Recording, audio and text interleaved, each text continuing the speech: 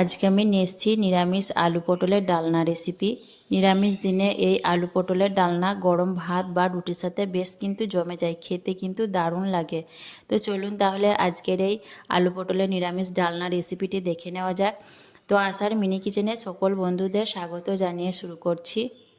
প্রথমেই দেখুন আমি গ্যাস অন করে একটা কড়াই বসিয়ে দিয়েছি আর দিয়ে দিচ্ছি টেবিল চামচে 4-5 চামচের মতো সর্ষের তেল। রান্নার জন্য আমি একবারে তেলটা দিয়ে দিলাম। এই তেলের মধ্যে আলু পটল ভাজবো আর রান্নাটা করে নেব। তারপর তেলটা একটু গরম হয়ে আসার পর দিয়ে দিচ্ছি দেখুন কেটে রাখা আলুগুলো, আর দিয়ে দিচ্ছি সামান্য পরিমাণ নুন আর খুব অল্প পরিমাণ হলুদের গুঁড়ো দিয়ে আমি হাই ফ্লেমে নাড়াচাড়া করে আলুটাকে বেশ ভালোভাবে ভেজে নেব, যাতে আলুর গায়ে সুন্দর একটা গোল্ডেন ব্রাউন কালার চলে আসে। আর এখানে আমি দুটো মিডিয়াম সাইজের আলু দেখুন মিডিয়াম সাইজ করে ডুমু ডুমু করে কেটে নিয়েছি। আমি দুটো আলু নিয়েছি, আপনারা কিন্তু আপনাদের পরিমাণ মতো নিয়ে নিতে পারেন। আলুটাকে আমি দেখুন হাই ফ্লেমে ভেজে নিচ্ছি। আলুটাকে ভাজতে খুব বেশি সময় লাগবে না, 4 থেকে 5 মিনিটের মতো সময় লাগবে। 4-5 মিনিট পর দেখুন আলুগুলো কিন্তু বেশ সুন্দর করে আমার ভাজা হয়ে গেছে। আলুর গায়ে দেখুন বেশ সুন্দর গোল্ডেন একটা কালার চলে এসছে। এর থেকে আর বেশি আমি আলুগুলোকে ভাজবো না। এখন আমি আলুগুলোকে তেল থেকে উঠিয়ে নেব। দেখুন আলুগুলোকে আমি একে একে একটা প্লেটের মধ্যে তুলে নিচ্ছি।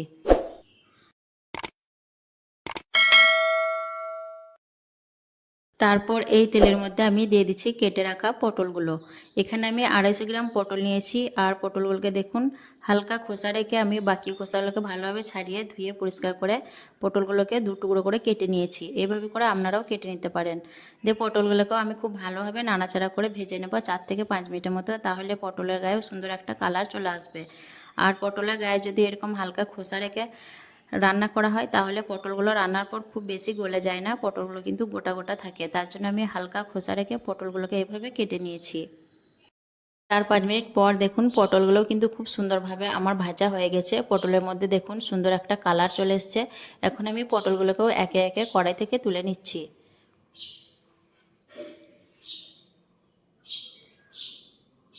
সবগুলো পটল তুলে নেওয়ার পর ফোড়নে দিয়ে দিচ্ছি একটা তেজপাতা, একটা শুকনো লঙ্কা, একটা এলাচ আর একটা দারচিনি, আর দিয়ে দিচ্ছি খুব অল্প পরিমাণ গোটা কাঁচা জিরে।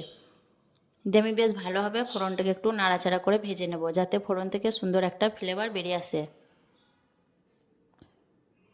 ফোড়নটা ভালোভাবে ভেজে নেওয়ার পর দিয়ে দিচ্ছি দেখুন 1 চামচ আদা বাটা।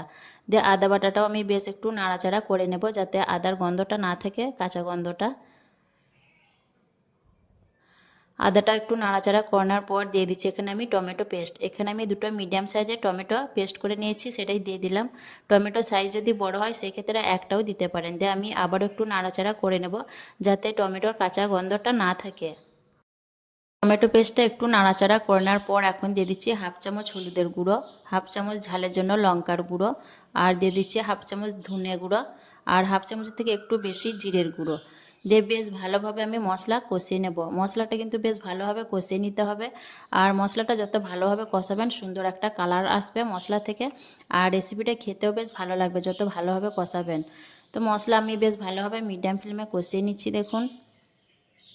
তো মশলাটা দেখুন কিছুক্ষণ কষে নেওয়ার পর বেশ ভালোভাবে মশলা থেকে তেলটা ছেড়ে দিয়েছে, আর মশলাটা আমি একটু পানি দিয়ে বেশ ভালোভাবে কিন্তু কষিয়ে নিয়েছি দেখুন। দেখে বুঝতে পারছেন মশলাটা কিন্তু বেশ ভালোভাবে আমার কষে নেওয়া হয়ে গেছে।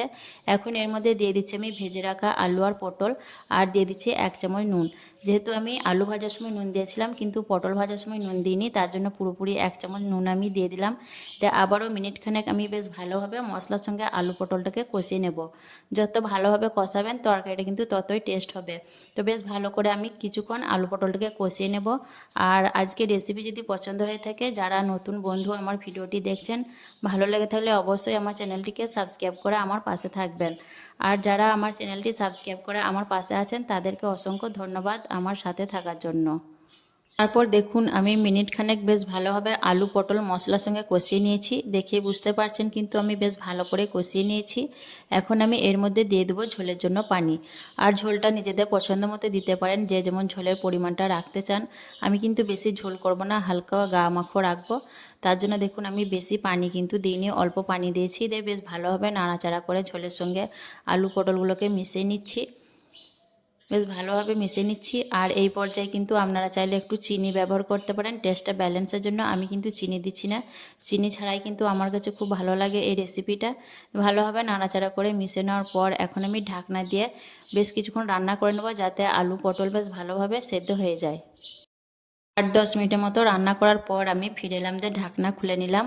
আর ঝোলটা দেখুন অনেকটাই কমে গেছে আর সুন্দর একটা কালারও এসছে তরকারিটা থেকে। এখন একটু নাড়াচাড়া করে দেখিয়ে দিচ্ছি, দেখুন আলুগুলো ভালোভাবে সেদ্ধ হয়েছে কিনা।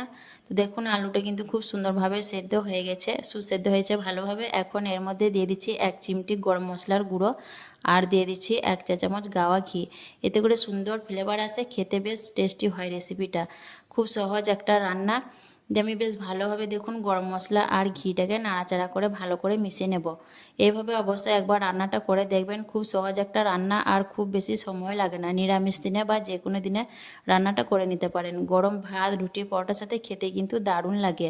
তো বেশ ভালোভাবে নাড়াচাড়া করে মিশিয়ে নিয়ে আমি ঢাকনা দিয়ে গ্যাসের চুলাটাকে অফ করে দিয়ে 2 মিনিট স্ট্যান্ডিং টাইমে রেখে তারপর আপনাদের পরিবেশন করে দেখিয়ে দেবো। 2 মিনিট স্ট্যান্ডিং টাইমে রাখার পর দেখুন পরিবেশন করে দিয়েছি। আর কতটা লোভনীয় হয়েছে দেখুন দেখতে রেসিপিটা। আর খেতেও কিন্তু দারুণ লাগে গরম ভাত, রুটি, পরোটা সব কিছুর সাথে। আর রান্না করতেও খুব বেশি সময় লাগে না। তো আজকের এই আলু পটলের নিরামিষ তরকারি রেসিপি কেমন লেগেছে অবশ্যই কমেন্টে জানাবেন। ভালো লাগলে লাইক করবেন, শেয়ার করবেন আর আমার চ্যানেলটি সাবস্ক্রাইব করে আমার পাশে থাকবেন। আসবো আবারও অন্য কোনো রেসিপি নিয়ে। সকলে ভালো থাকবেন, সুস্থ থাকবেন। আল্লাহ হাফেজ।